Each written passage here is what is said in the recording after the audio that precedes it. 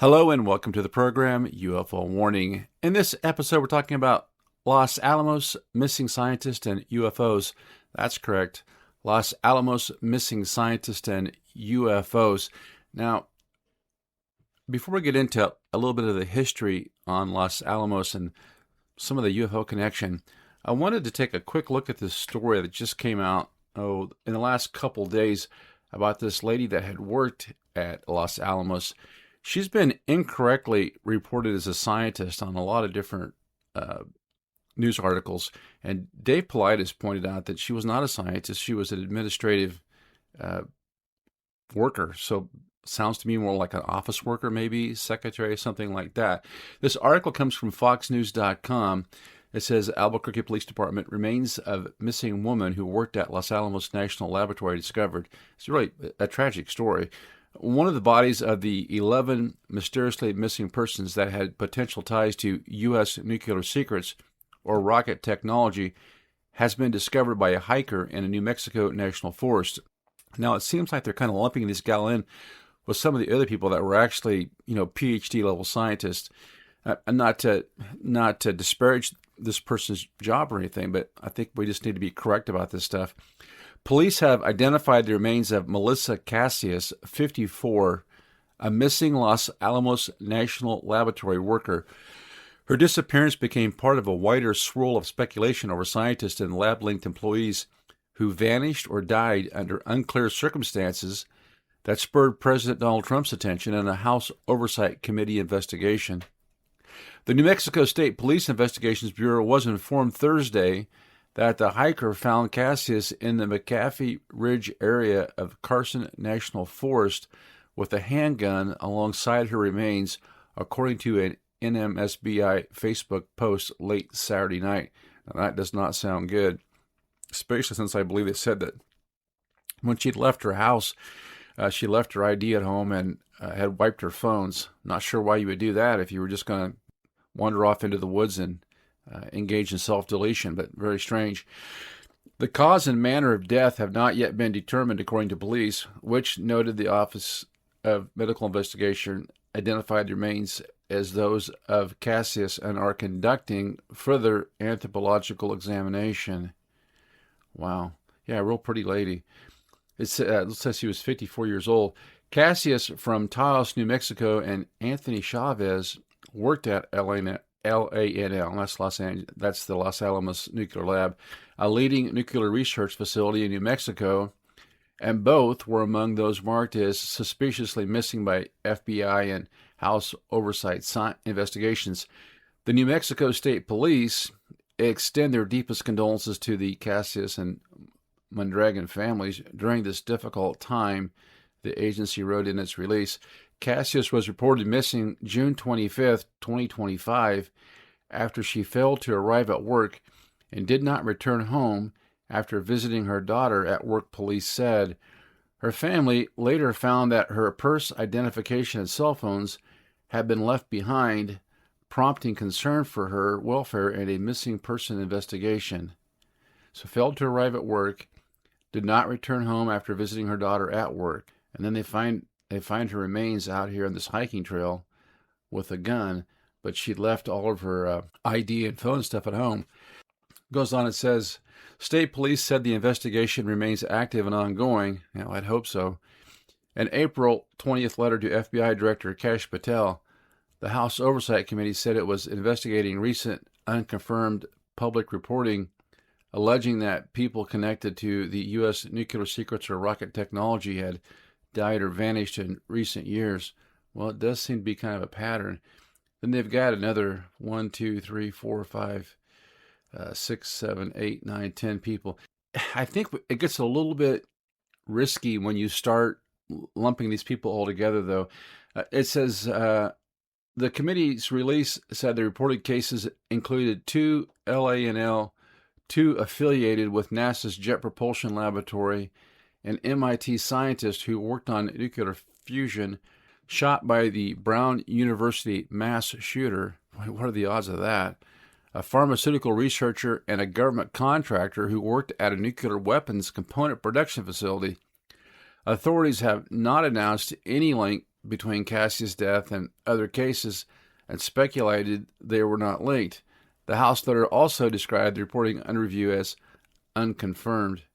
Cassia's disappearance had prompted a missing and endangered advisory from New Mexico authorities after she was last seen in the Taos area. She was 53 years old at the time. My goodness. The discovery in Carson National Forest now closes a search for Cassius, but not the investigation into how she died and whose handgun was found beside her.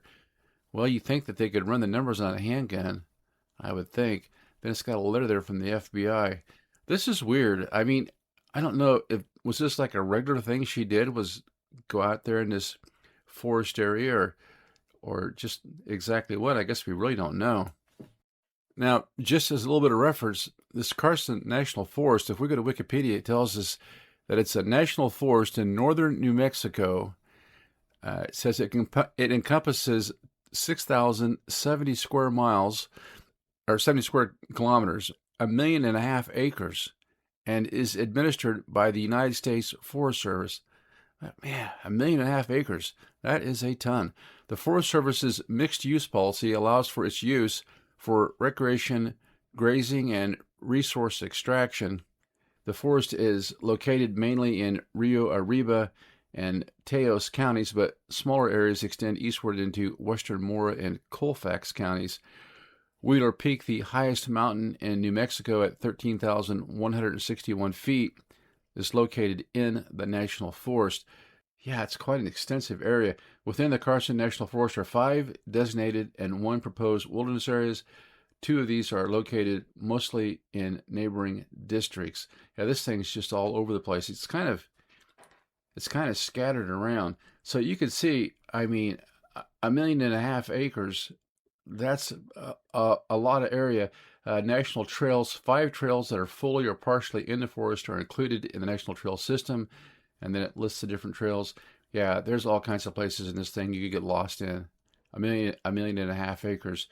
So how familiar she was with this area, if this is some place that she just, went to normally, I don't know. But it is a little strange that she's been missing over a year before somebody found her, and especially if she was on a trail. That's so much like a lot of these missing person cases that I see Dave Pilates covering. They'll have this massive search, and maybe they'll go on for a few weeks and nothing turns up, and then a year or 2 later or longer, they'll come back and then they'll find a body, right in the area that they were covering. And I have talked to investigators before, and they assure me that, especially if there's cover, it's not hard to miss a body. And that's why so many times they bring in cadaver dogs. Now, I don't know if they brought cadaver dogs on this search or not, but usually the cadaver dogs go right to it. I talked to an investigator one time and told me that they'd searched an area for 2 or 3 days, and he said it was a heavy wooded area, and he said couldn't find a thing. He said finally they brought in a cadaver dog, and the dog just found the body like in a minute. He said we probably had almost stepped over this body and didn't even recognize it. And he said the decomposition rate is so quick in the summertime if it's warm and humid and stuff. But yeah, so I do understand that sometimes, I guess it's just hard to find folks when they're missing. But yeah, gone for a year and now finally just recovered by some random hiker. But it's important though. I mean, a lot of people have reported this as a missing scientist, and like I said, I found her on like LinkedIn, and it says administrative assistant. So that doesn't sound like a scientist to me. Although, I mean, Los Alamos does have its own history of stuff. If we go over to Wikipedia, it tells us that Los Alamos National Laboratory, often shortened as Los Alamos or LANL, is one of the 16 research and development laboratories of the United States Department of Energy, located a short distance northwest of Santa Fe, New Mexico, in the American Southwest, best known for its central role in helping develop the first atomic bomb. LNL is one of the world's largest and most advanced scientific institutions. Well, just to say that it's scientific, that's a pretty wide berth right there. Now, we see this was established in 1943. It has an annual budget of $4.9 billion. That's some real cash. It has a staff of 14,150, of which 1,800 are students. It's located in Los Alamos, New Mexico. Then it says it's affiliated with the Department of Energy. And the operating agency is Triad National Security, LLC. Now, this is what I don't like, is that we have all these government-funded, it's like another deep state operation. We talked about this MIT lab, the Lincoln lab, a couple weeks ago, or maybe a week ago. And I think it was Representative Burleson had sent them a letter about getting documentation of this 1952 meeting they'd had on a UFO. Well, here again we go. They get $4.9 billion from the government, but it's managed by a private company. And this is something that I've been yakking about for a long time, about socializing the cost and privatizing the profits. So we socialize the cost, $4.9 billion, and then we privatize this thing through a private limited liability company. Not a publicly owned company, doesn't look like. Limited liability. Who ends up with all the cool tech they invent? I don't know, man. This is some crazy stuff. So I went over here and looked at just exactly who this Triad National is. Triad National Security, LLC. These are the guys that apparently manage this. It says Triad National Security, LLC is a private management and operating company established to run the Los Alamos National Laboratory, or LNL, on behalf of the U.S. Department of Energy's National Nuclear Security Administration. The company is led by President and CEO Thomas Mason. Wild. Triad is a consortium made up of 3 primary member organizations. Battelle Memorial Institute. Now, we've talked about this, but it's been a while. A nonprofit research and development organization. The Texas A&M University System provides expertise in nuclear engineering and workforce development. That might explain the 1,800 students. And the University of California brings extensive academic and research oversight experience. That might explain some more students. Mission and core operations. Founded to assume management of LLL in 2018, Triad's operations focus heavily on national security, stockpile management, and mission-focused science. Specific research and management areas include nuclear energy and nonproliferation, plutonium science and pit production, supercomputing, genomics, nanotechnology, and renewable energy. Because Triad oversees facilities with sensitive nuclear materials, its operations are strictly evaluated by the Department of Energy. The Department of Energy's Office of Enforcement and Office of Enterprise Assessment periodically conduct oversight of the laboratory. Yeah.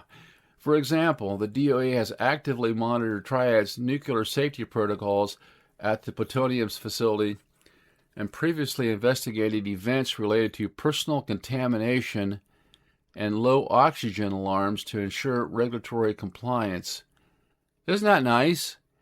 You put a private company in charge of something as dangerous as nuclear energy? Really? I mean, has anybody asked why a national asset like Los Alamos has been turned over to a private company? It's crazy. And do you think that you've got any chance at all of getting UFO reports from Triad LLC? I mean, I'm guessing not. Wow, this is some crazy stuff. Okay, so I asked ChatGPT, and we'll kind of finish up with this. Why was Triad National Security LLC given control of LANL, and who controlled it before them? It says Triad National Security wasn't given control of Los Alamos because of any UFO-related reason. That has been publicly documented. Now, you should know I'd been talking to ChatGPT about the UFO stuff there at Los Alamos prior. That's why it mentions it. It won a competitive federal contract competition run by the U.S. Department of Energy's National Nuclear Security Administration, NNSA, in 2018. So that would have been during the first administration of Trump. The primary stated reasons were improving safety, operational performance, and management of the laboratory's expanding nuclear weapons mission. Man, you would have thought we'd already had enough nuclear weapons the way it was. Who controls Los Alamos today? Okay, it says today Triad National Security LLC operates Los Alamos National Laboratories under contract to NNSA. Triad is jointly owned by Battelle Memorial Institute. We've talked about them before, like I said, the Texas A&M University System and University of California. And then who controlled it before Triad? From 2006 to 2018, November 1st, 2018, Los Alamos was managed by Los Alamos National Security, often called LANS. The consortium included University of California, Battelle, BWX Technologies, and URS, later acquired by AECOM. These companies are just all over the place, man. If you want to know where your tax dollars go. From 1943 to 2006, before that, so basically when this thing started, back before the invention of the atomic bomb, the University of California managed Los Alamos directly for more than 60 years, beginning with the Manhattan Project during World War II.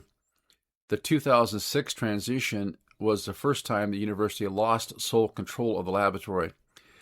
Well, I'm not sure I'm excited about having a university in charge of our lab either. I mean, shouldn't that be like the Department of Energy or something? Why was LANS replaced? Well, according to the government report and public statements, NNSA became concerned about a series of management and safety problems during the LANS era, including safety violations and operational shutdowns, mishandling of nuclear materials, waste management failures connected to the 2014 radiation release at Waste Isolation Pilot Plant, and security and compliance issues. Yeah, if I remember right, University of California was bringing in a lot of Chinese students, and they weren't being maybe that careful with how much of that information got back to the CCP. And then releasing the radiation and doing who knows what to the people around there, that would be some concern. So, in other words, the university was no longer deemed competent enough to manage this thing, so they turned it over to a private company. Wow.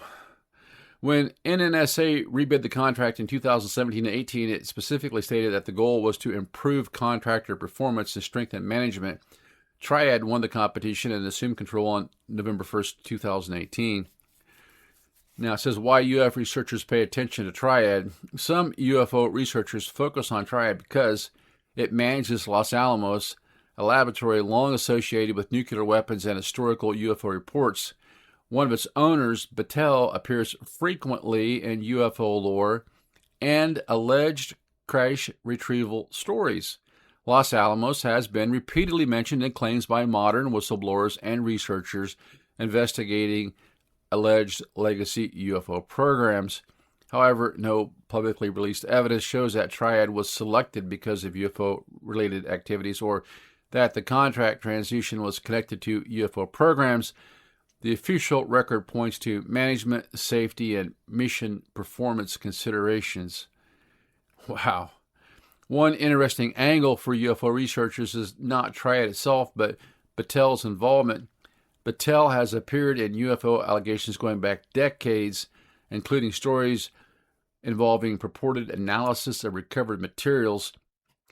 Those claims remain controversial and largely unverified, but Battelle's recurring appearance in both nuclear and UFO-related narratives is one reason Triad attracts attention in the UFO community. Well, I guess if you wanted to hide the UFO research arm of your company, that would be one way to do it, be to bring in another company like this Battelle and I guess use it to do any UFO investigation you happen to come across.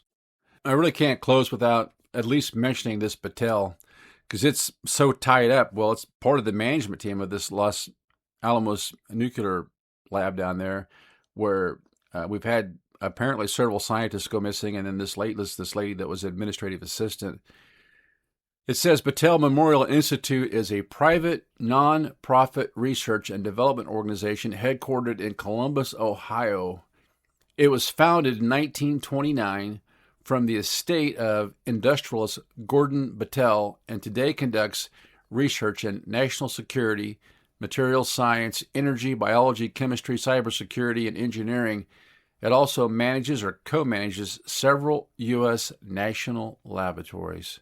This is crazy. So some rich guy leaves a bunch of money in a pile in 1929, and almost 100 years later, it morphs into this thing that's running some of our most top secret labs. This is what feeds the machine, man. Battelle is unusual because it sits at the intersection of government, academia, national laboratories, defense research, and private industry. Yeah, by definition, the deep state. That is the creature that exists at this intersection. Government, academia, national laboratories, defense research, private industry. You put all those things in a big pot together, and you end up with something called the deep state.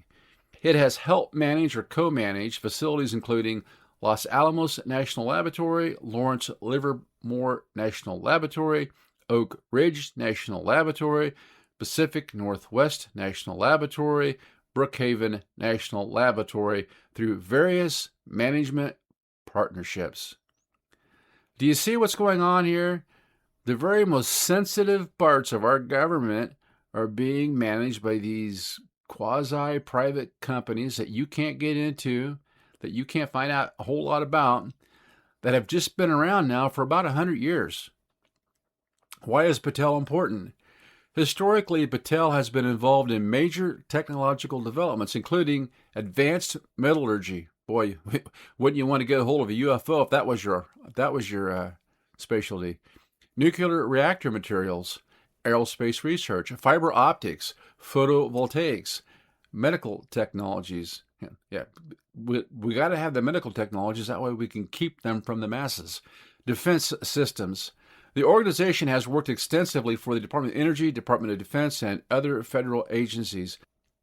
Why does Battelle appear in UFO discussions?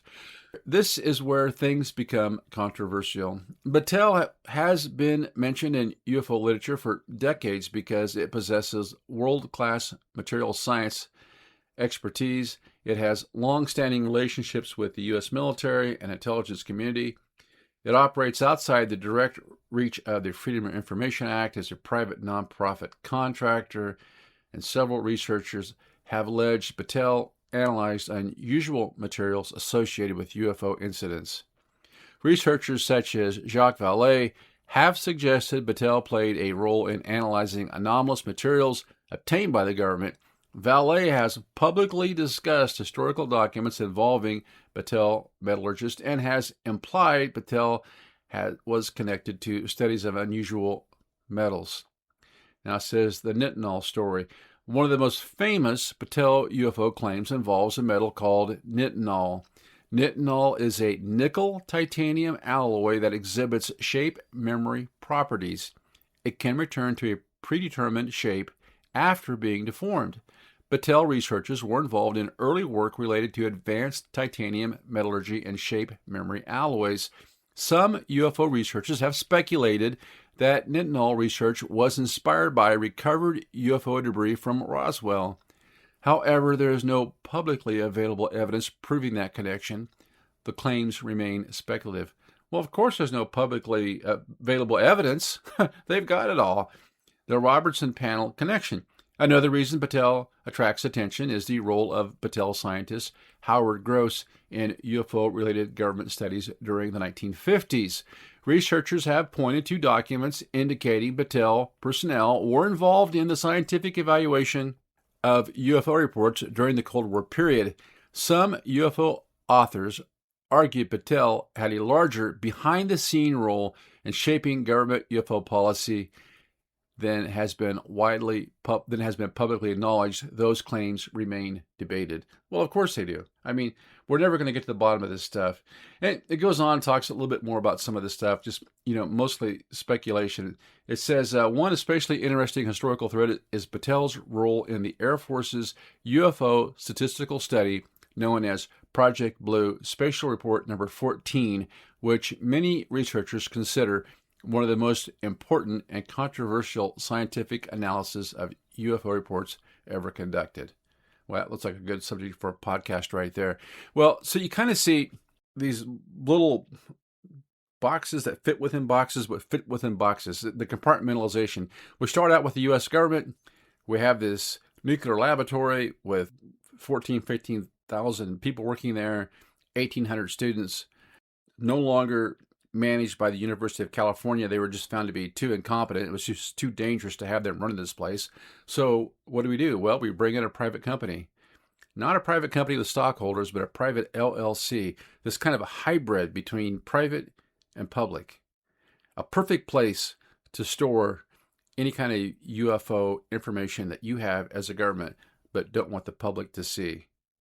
Now, that is the definition of the deep state at this intersection where all this private industry and academia meet up and the government meets up, and then you have this private limited liability corporation emerge out of a pile of money left by a millionaire 100 years ago. It's almost as if we're already being controlled by some kind of crazy AI. Wow, what a rabbit hole it is. I just wanted to kind of talk about that a little bit, about some of the stuff that we're hearing about these missing scientists. Some of it is genuinely interesting. Some of it's a little speculative. I don't talk about it too much because some of it looks to me like it involves people with maybe terminal illnesses, people with major depression, where they disappeared because they wanted to. Some of it involves people that were mislabeled as scientists. If someone can show me that's not correct, please do. But Dave Politis pointed this out.